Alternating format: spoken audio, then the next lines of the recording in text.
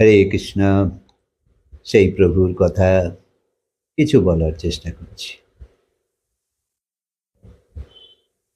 সন্ত মহাপুরুষদের মধ্যে যেমন আত্মা আছে, সেই রকম তোমার মধ্যেও আছে। সবার ভেতরেই সেই চেতনা আছে, ভেতরে সেই আনন্দ পাওয়ার সব উপকরণ আছেই। তবুও মানুষ কাঙালের মতন আনন্দই খুঁজে বেড়াচ্ছে, শান্তি খুঁজে বেড়াচ্ছে, সুখই খুঁজে বেড়াচ্ছে। এই অশান্তির জীবন, নিরাশার জীবন, কখনো তীর্থে যাওয়া বা তুমি গেলেও বটে, কিন্তু আসবার পরও সেই একই চিন্তা ভাবনা যুক্ত জীবন। নিজেই মিলিয়ে দেখো, কত জায়গায় তুমি কত তীর্থ ঘুরে এসছো, আসবার পরও তো সেই একই জীবন।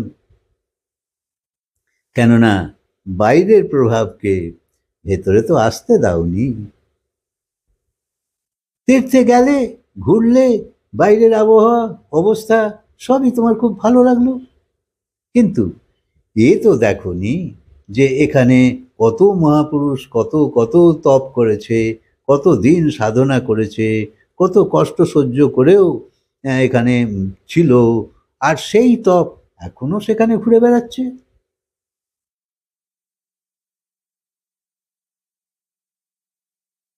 সদা জাগৃত ভাব তাদের মধ্যে ছিল, সেসব তো তুমি দেখনি। তুমি তো তাদের পাশ কাটিয়ে চলে গেছো, এটা ওটা দেখলে, কত কিছু দেখলে, ছবি তুললে, খালি সাধু সন্ধ্যের প্রতি তোমার আগ্রহ নেই। তাদের সেই ভেতরের ভাবকে জানবার কৌতূহল তোমাদের হয় না। কিন্তু কলিযুগে, কলিযুগে সমস্যা খুব তাড়াতাড়ি আসে, কিন্তু বিশ্বাস খুব দেরিতে হয়। কলিযুগে মন পরমাত্মায় যেতেই চায় না, কিন্তু সংসারে খুব তাড়াতাড়ি মন লেগে যায়। একটু বড় হতে না হতেই নিজের সংসার বানাবার দিকে চলছে, এই হতে হবে, ওই হতে হবে, ওই করতে হবে, এই পড়বো, ওই পড়বো, এইতে বেশি অর্থ আসবে, ওইতে বেশি অর্থ আসবে, নিজের গঠনের জন্য চেষ্টা শুরু করে দিল। তো এখানে দৃষ্টি বাইরেই বেশি আর ভেতরে কম। তাই বাইরের সৌন্দর্য তাড়াতাড়ি আকর্ষণ করে, কিন্তু ঈশ্বরীয় সৌন্দর্য নজরে আসতেই চায় না। তাই শুধু বেশিরভাগ মানুষই শুধু জগতের দেখা এবং শোনার মধ্যেই জীবন কাটিয়ে ফেলে। না তো ভগবানকে দেখতে পাই, না তো ভগবানের কথা শুনতে পাই। কেন? সৎসঙ্গ করে না। সৎসঙ্গের বিশেষ মহিমা। সৎসঙ্গ না শুনলে তোমার জীবনের পরিবর্তন আসবে না, কারণ এটা হলো জ্ঞান। এটা কোনো সামান্য জিনিস তো নয়, জানা খুব জরুরি, তারপর তো মানা। যদি না জানো মানবে কি? তাই সৎসঙ্গে আসা চাই এবং শুনে বুঝে তারপর পরমাত্মার অনুভবের পথে যেতে হবে। অনেক বিদ্বান মানুষও অহংকার, লোভ, মোহ এইসবেই নিজেকে আটকে আটকে রেখেছে, নিজেই নিজের জীবনকে এইভাবেই শেষ করছে। আর কিছু নেই, অহংকার আছে, মোহ আছে, লোভ, আসক্তি। তাই ভগবতীয় জ্ঞান যদি না আচরণে আসে, তাহলে তুমি এই জীবনের লাভ নিতে পারবে না। এমন সৎসঙ্গে বসো যাতে সত্যকে জানতে পারো। এটাই আমরা করি না। আমরা যা জানি, যা দেখি, ওকেই সত্য মানি, কিন্তু সত্য আসলে অন্য কিছু। সেই সত্যকে জানা দরকার। জীব কি, আমি কে, আমার কে, জন্ম কি, মৃত্যু কি, সংসার কি, মায়া কি, ভগবান কি? এসব প্রশ্নের উত্তর জানা দরকার আছে। তুমি কতটা জানো তুমি জানো।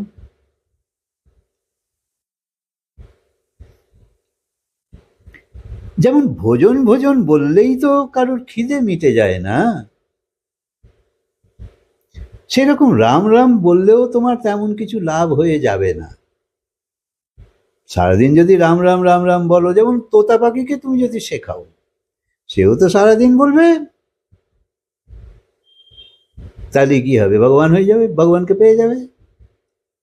যার নাম বলছো তার সম্বন্ধে জানা দরকার, এই কথাটা ভুলে যেও না। তাই শুধু নাম করলে এমন কিছু হয়ে যাবে না যে আমি সারাদিনই নাম করি। কার নাম করো? সে কে? তার সঙ্গে তোমার কি সম্পর্ক? কেন তার নাম করব? সব জানতে হবে তো। তারপর জেনে যখন তুমি তার নাম করছো, তখনই তো সার্থকতা। তাই রাম নামের জ্ঞান যদি না হয়, তাই শুধু তোতা পাখির মতন বললে তুমি ঠকেই যাবে। আর অনেকেই তাই করে, যত অনীহা শুধু কথা শোনায়। কথা শুনতে কেউ রাজি নয়, কারণ নিজের অহং ভাব যে আমার ওসব শোনার কোনো প্রয়োজনই নেই, আমি সব জানি। আরে কেউ আজ পর্যন্ত কোনো বিষয়ের সব জানে না। ধরো চোখের ডাক্তার, চোখের ডাক্তার স্পেশালিস্ট চোখ সম্বন্ধে খুব জানে, কিন্তু আর অন্য সম্বন্ধে ততটা জানে না। তাই কি সব জানে? তাহলে সব কেউ জানে না, বরং বলবো একটা বিষয়েরও সব, তাও কেউ জানে না। তাই শুধু কথায় নয়, কর্মে রামকে কৃষ্ণকে আনতে হবে। কৃষ্ণকে না জানলে শুধু কৃষ্ণের নাম নিলে কি উপকার পাবে? যদি শুধু কৃষ্ণ কৃষ্ণ করলেই কৃষ্ণকে পাওয়া যেত, তো পয়সা পয়সা পয়সা পয়সা করলে পয়সাও এসে যেত। কিন্তু তা কি কখনো হয়? সেটা আমরা জানি। তাই কিছু করতে হয়, পয়সার মূল্যকে বুঝতে হয়, সেই অনুযায়ী দৌড়তে হয়, তবে তো। সেই রকম। তাই জল জল বললেই কি তোমার তৃষ্ণা মিটে যাবে? তাই রামকে জানো এবং তারপর রামের ভজন করো, না হলে যমরাজ তোমার অপেক্ষা করছে, এতে কোনো সন্দেহ নেই।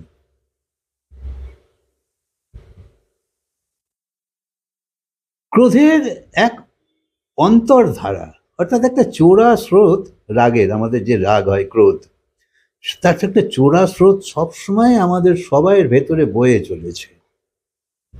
খালি একটা স্ফুলিঙ্গ কিছু পড়লেই হলো, কেউ পা মারিয়ে দিয়েছে, দপ করে চলে গেল। এত তাড়াতাড়ি রাগ কোত্থেকে এলো? না, সে আগে থেকে তৈরিই ছিল, খালি একটা স্ফুলিঙ্গ চাই। না হলে তো তুমি রাগ করতেই পারো না। যেমন তুমি হাসি খুশিই ছিলে, আর হঠাৎ কেউ তোমাকে যদি অপমান করে দিল, একবারে তুমি বদলে গেলে। তাই ক্রোধের যে মূল মূল, তাকে নষ্ট করতে হবে। তাই ধ্যান হলো প্রথম অবস্থা, যার সাহায্যে বাইরের প্রভাব থেকে মুক্ত হওয়া যায়। অর্থাৎ কোনো একটা জিনিসে মনকে একাগ্র করবার চেষ্টা করা। বারবার হড়কে যাবে, কোনো সন্দেহ নেই, তাতে কোনো দোষ নেই, চেষ্টাটা তোমার। আর সবাই এইভাবেই করে, কেউই একবারে কখনো ধ্যান করতে শেখেনি। একই কথা বারবার, যেমন ভগবানের নাম তুমি করেই যাচ্ছ, এটাই ধ্যান। রাগ আর দেশ বিহীন, মানে রহিত যে তোমার চিন্তা ভাবনা, সেটাই ধ্যান হয়ে যাবে। তাই আস্তে আস্তে বাইরের প্রভাব থেকে নিজেকে রক্ষা করবার চেষ্টা করতে হবে, এবং তোমার ভেতরের যে বীজ আছে সেই তাকে যাতে নষ্ট না হয়। আধ্যাত্মিকতার বীজও তোমার ভেতরে আছে। তুমি কোনো জন্মে কিছু করনি ভগবানের জন্যে, ধ্যান জপ ভজন কীর্তন এসব করনি তা নয়, করেছো। কখনো কখনো কোনো জীবনে বিশেষ অবস্থায় এসেছিল, তখন কিছু করেছিলে, কিন্তু তারপর আর তার রেশ নেই, সেই জন্যে ভুল হয়ে যাচ্ছে। তাই সেই ভেতরে শান্তির উপলব্ধি যাতে হয়, যাতে ভেতরে আনন্দ মাধুর্য প্রকট হয়ে যায়, তোমার সেই উপলব্ধি সব এসে যায়, এর জন্যে আধ্যাত্মিকতার সঙ্গে যুক্ত হতেই হবে। যত যত এই কথা শুনতে থাকবে না, যদি একবার ঠিক বুঝে যাও, নিশ্চিত তুমি কথা খুঁজতে থাকবে যে কোথা থেকে পাবো, আবার শুনতে চাই, নিশ্চিত। আর অনেকের শুনবে, যার পাবে তারই শুনবে, কারণ অনেকের অনেক রকমভাবে বোঝাবার শক্তি আছে, তাই অনেক রকম তুমি জানতে পারবে। তাই থেমে যেও না, শান্তিতেই থেমে যেও না, কারণ না তোমার পরমানন্দ পাওয়ার বাকি আছে। সেই উপলব্ধি যতক্ষণ না হচ্ছে, ততক্ষণ এই জীবনকে এই কথা আর ভগবানের সঙ্গে জুড়তে থাকো, জুড়তে থাকো, জুড়তে থাকো। আর একবার তুমি জুড়ে গেলে এ তোমার পেছু আর ছাড়বে না, এ তোমাকে পূর্ণ প্রাপ্তি করিয়ে ছাড়বে, যে জন্মেই হোক, পরের জন্মেই হোক, পরের জন্মেই হোক। এক জন্মেই সবাই সব কিছু হয়ে যাবে পূর্ণতা, তা তো নয়, বাকি থাকবে, কিন্তু ক্ষতি নেই, কারণ ভগবান তোমার পুণ্য কর্মের ফলও দেবে, আবার পাপ কর্মের ফলও দেবে, সবই দেবে। এখন যদি দেখে যে তুমি পুণ্যকর্ম করছো এবং তোমার আগ্রহ ছিল, তো ভগবান সেটা নষ্ট না করে পুনরায় তোমাকে মানুষ শরীর দেবে, এবং পুনরায় মানুষ শরীর দিয়ে সেই ভাবও দেবে যাতে তুমি বাকিটা করে ফেলতে পারো। ভগবান সবসময় করুণাবান, দয়াবান, ক্ষমাবান, সব সময় সেই হচ্ছে আনন্দের সাগর। তাই সে তোমাকে বঞ্চিত করবে না, পাপের ফল যা আছে, পাপ সব আটকে রেখে দেখে তোমাকে এই সব ফল দেবে যাতে তুমি সবটা করে ফেলতে পারো। তাই সেই ভগবানের সঙ্গ যতক্ষণ না করবে, তোমার জীবনের চাকা পরিবর্তন হবে না। তাই কামনা তো যে কোনো সময় তোমায় বিচলিত করতে পারে, করেও তাই। যেই কোনো চাওয়া এলো, অমনি তুমি ছটফট করতে লাগলে কতক্ষণে পাবো সেইটা। কিন্তু যখন চিত্তবৃত্তি ধীরে ধীরে ক্ষীণ হতে থাকবে, শান্ত হতে থাকবে, অর্থাৎ এই চাওয়ার বেগটা পেতেই হবে, এক্ষুনি চাই, এক্ষুনি চাই, এই বেগটা যত শান্ত হতে থাকবে, আস্তে আস্তে, আচ্ছা পরে হলেও চলবে, আচ্ছা এখন না হলেও চলবে, এই বেগটা যত শান্ত হতে থাকবে, অতই ভেতরে তুমি সেই আনন্দের পরশ পেতে থাকবে। দেখো, এই কথার উদ্দেশ্যই হলো যাতে তুমি জীবনে পরম শান্তি পাও, পরম সুখ পাও, পরম আনন্দ পাও, তুমিই পাবে, অন্য কেউ পাবে না। হরে কৃষ্ণ। কথাকে আজকে বিরাম দিই, আবার বলবো।